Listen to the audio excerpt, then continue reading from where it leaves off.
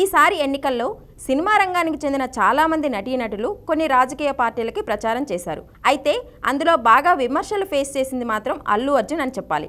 ఎందుకంటే తన మామ జనసేన అధినేత పవన్ కళ్యాణ్ పిఠాపురం నుండి పోటీ చేస్తుండగా అతనికి ప్రచారం నిర్వహించకుండా తనకి స్నేహితుడైన నంద్యాల వైఎస్ఆర్సీపీ అభ్యర్థి శిల్పా రవిచంద్ర కిషోర్ రెడ్డి ప్రచారానికి వెళ్లారు. పైగా తన స్నేహితుడు తనని ఆహ్వానించలేదు, తను కావాలనే వెళ్ళాను అని చెబుతూ తన స్నేహితుడు గెలవాలని అనుకుంటున్నానని చెప్పారు. అల్లు అర్జున్ పర్యటన అప్పట్లో ఎంతో వివాదం అయింది.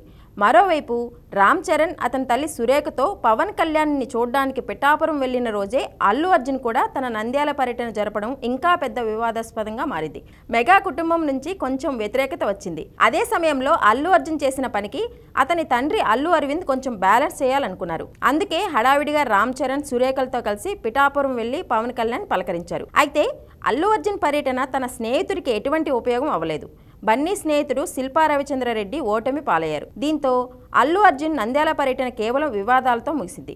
తన స్నేహితుడికి ఎటువంటి ఉపయోగం లేకుండా పోయిందని పరిశ్రమలో ఒక చర్చ నడుస్తోంది. అందుకే పవన్ కళ్యాణ్ గెలిచారు అని ప్రకటన రాగానే అల్లు అర్జున్ ఎక్స్లో పవన్ కళ్యాణ్కి శుభాకాంక్షలు చెప్తూ పోస్ట్ పెట్టారు. ఈ పోస్ట్ పై కూడా పవన్ ఫ్యాన్స్ కామెంట్స్ పెడుతున్నారు.